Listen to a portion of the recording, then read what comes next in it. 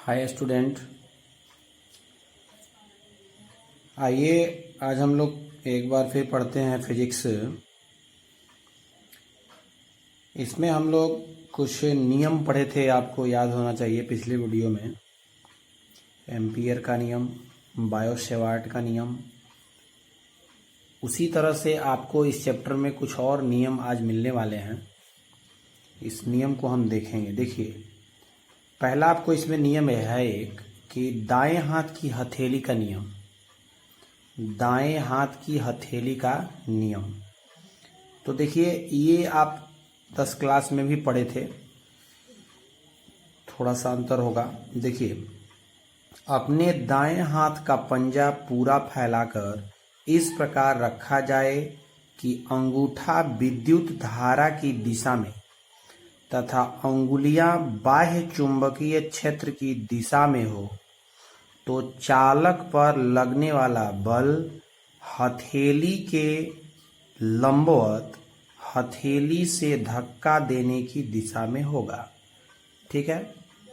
देखिए, आपको 3 टर्म जो है याद रखना होगा इस नियम में, तो आपको याद हो जाएगा। वो क्या है तो ध्यान दीजिए। दाएं हाथ का पंजा, जैसे ये मेरा हो गया दायां हाथ, ठीक है। अब दाएं हाथ के पंजे में कौन कौन सा चाहिए, तो ध्यान दीजिएगा कि अंगूठा और उंगली और हथेली ऊपर से धक्का देता हुआ। यानी देखिए कैसे, अंगूठा और बाकी अंगुलियां, ठीक है, और ये हो गया हथेली दाहिने हाथ का।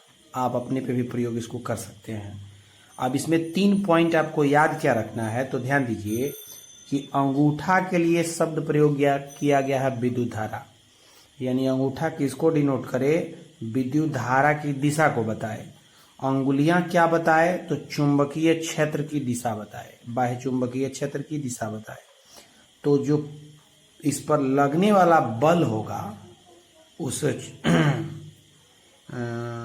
किस पर, विद्युत धारा के ऊपर लगने वाला जो बल, चालक पर जो लगने वाला बल होगा, वो आपको इस हथेली के ऊपर होगा।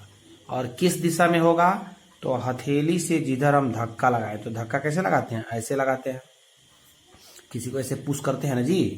तो ये आपको जो है ऐसे जब रखेंगे तो ऊपर की ओर जो है उस चालक पर लगने वाला बल की दिशा बताएगा। फिर से सुन लेते हैं एक बार कि अंगूठा क्या बताएगा, विद्युत धारा की दिशा।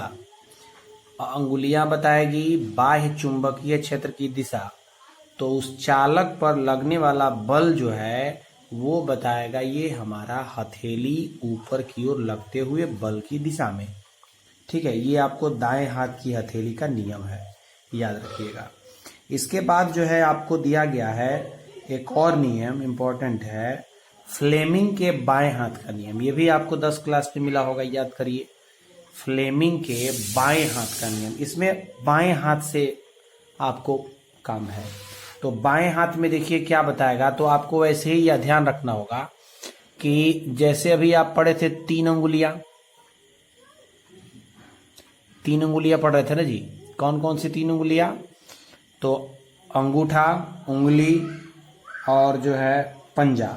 इसमें आपको 3 उंगली कौन कौन रहेगी, तो ध्यान दीजिएगा, अंगूठा और मध्यमा और तर्जनी, 3 अंगुलियां। ऐसे देखिए, ये जो है आपको बायां हाथ हो गया, तो ये अंगूठा और ये आपको जो है प्रथम उंगली तर्जनी, और इसको बोलते हैं मध्यमा। ठीक है, तो इन तीनों का काम है कैसे, आइए पहले नियम देख लेते हैं कि यदि हम अपने बाएं हाथ का अंगूठा, ठीक है, अंगूठा तथा उसके पास वाली पहली उंगली, यानी पहली उंगली वही जो तर्जनी है, ठीक है, तथा मध्य उंगली यानी बीच की उंगली को इस प्रकार फैलाएं कि तीनों परस्पर लंबवत रहे। ठीक है, ये एक पॉइंट देखना है, लंबवत। तब यदि पहली उंगली चुंबकीय क्षेत्र की दिशा बताए, ठीक है, मध्य उंगली विद्युत धारा की दिशा बताए, तो अंगूठा जो है चालक पर लगने वाले बल की दिशा को बताएगा। आपको बता दें कि जो दाएं हाथ की हथेली का नियम जो आप पढ़ रहे हैं, उसमें जो चीज बताया गया है उसी नियम को फ्लेमिंग ने जो है अपने शब्दों में कहा है। कैसे है, आइए देखिए। देखिए, 3 उंगलियां हमने लिया, और तीनों को परस्पर लंबवत फैलाना है। देखिएगा, थोड़ा समझना होगा।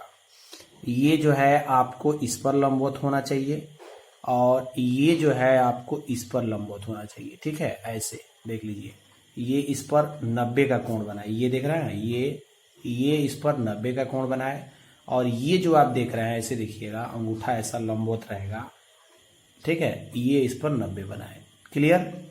तो इसमें कौन क्या बताएगा, तो ध्यान दीजिए। बाएं हाथ की 3 उंगली को हमने लंबवत फैला लिया। अब कह रहा है कि इसकी जो प्रथम उंगली होगी वो क्या बताए, तो विद्युत धारा की दिशा, सॉरी, प्रथम उंगली बताए चुंबकीय क्षेत्र की दिशा। याद रखिए, प्रथम उंगली चुंबकीय क्षेत्र की दिशा, जैसे दाएं हाथ में अंगुलियां बता रही थी चुंबकीय क्षेत्र की दिशा। ठीक है, बता रही थी ना। अंगूठा बता रहा था विद्युत धारा। इसमें थोड़ा सा विपरीत कर देना है आपको अलग। ये हो गया आपको चुंबकीय क्षेत्र की दिशा, चुंबकीय क्षेत्र तो सही है। और ये जो आप देख रहे हैं मध्यमा, ये बताए विद्युत धारा की दिशा। तो अंगूठा जो होगा, जैसे हम लोग उधर पढ़े कि पंजे पर लगता हुआ ऊपर की ओर बताएगा उसका बल, तो इसमें बता रहा है कि अंगूठा, चूंकि ये भी तो ऊपर की ओर डिनोट कर रहा है, तो ये अंगूठा क्या बताएगा, उस चालक पर लगने वाले चुंबकीय क्षेत्र की दिशा को सॉरी चुंबक चालक पर लगने वाले बल की दिशा को बताएगा। क्लियर है? थोड़ा सा कंफ्यूजन हो रहा है, ये सुनते हैं फिर से एक बार। प्रथम उंगली बताए चुंबकीय क्षेत्र की दिशा, मध्यमा उंगली बताए धारा की दिशा, तो अंगूठा जो है उस चालक पर लगने वाली बल की दिशा को बताएगा। क्लियर है? ये आपको है फ्लेमिंग के बाएं हाथ का नियम। ठीक, इससे आगे हम लोगों को एक टॉपिक है, इंपॉर्टेंट टॉपिक आप देख रहे होंगे कि चुंबकीय फ्लक्स किसको बोलते हैं, मैग्नेटिक फ्लक्स क्या होता है। ठीक है, तो देखिए, चुंबकीय फ्लक्स की परिभाषा जो है आप यहां से याद कर सकते हैं, बहुत ही आसान है। ध्यान दीजिएगा, B into A, phi is equal to B into A. Phi जो है चुंबकीय फ्लक्स का इंडिकेटर है। ठीक है, अब बी और ए आपको समझना है। तो देखिए, बी आपको याद होना चाहिए, बायो सेवार्ट नियम में बी क्या था, याद आ रहा है, चुंबकीय क्षेत्र। तो बी जो है चुंबकीय क्षेत्र है और ए से आप अनुमान लगा सकते हैं क्या, अब 2 अनुमान लगा सकते हैं आप। एम्पियर भी बोल सकते हैं विद्युत धारा की सिंबल के लिए, उसके मात्रक के लिए, और एक होता है एरिया। तो यहाँ एरिया आपको ध्यान में रखना है, क्षेत्रफल। तो आप इसी से परिभाषा बना सकते हैं। देखिए कैसे बन जाएगा कि किसी चालक में जो है चुंबकीय क्षेत्र, सॉरी चुंबकीय फ्लक्स किसके बराबर होगा, तो उस पर उत्पन्न चुंबकीय क्षेत्र और कितने क्षेत्रफल में वो उत्पन्न हुआ है। ठीक है, उसका क्षेत्रफल का जो गुणनफल होगा, दोनों के बीच में क्या है, डॉट है, यानी गुणा छिपा हुआ है, तो दोनों के गुणनफल को कहते हैं चुंबकीय फ्लक्स, यानी चुंबकीय क्षेत्र और तथा क्षेत्रफल के गुणनफल को कहते हैं चुंबकीय फ्लक्स। ऐसे भी आप लिख सकते हैं, लेकिन किताब में क्या दिया गया है, आइए देखते हैं। यदि किसी एक समान चुंबकीय क्षेत्र B, ध्यान दीजिएगा, किसी एक समान चुंबकीय क्षेत्र B के लंबवत कोई क्षेत्रफल A हो, ध्यान दीजिएगा, A क्षेत्रफल, एरिया, ठीक है, तथा A हो, तो क्षेत्रफल से गुजरने वाला, सॉरी दूसरी लाइन में हम आ गए, तो चुंबकीय क्षेत्र B तथा क्षेत्रफल A के गुणनफल को उस क्षेत्र से गुजरने वाला चुंबकीय फ्लक्स कहते हैं। ठीक है, देख लीजिए दोनों बात आ गई है, चुंबकीय क्षेत्र B और क्षेत्रफल A, इन दोनों के बीच का जो गुणनफल होगा, गुणनफल, इस गुणनफल को ही क्या कहा जाता है, चुंबकीय फ्लक्स। ये सूत्र आप ध्यान में रखिए, इसमें लिखा भी है। इसे प्रायः ग्रीक अक्षर फाई से हम जो है इंडिकेट करते हैं, इसको फाई बोलते हैं, याद रखिएगा।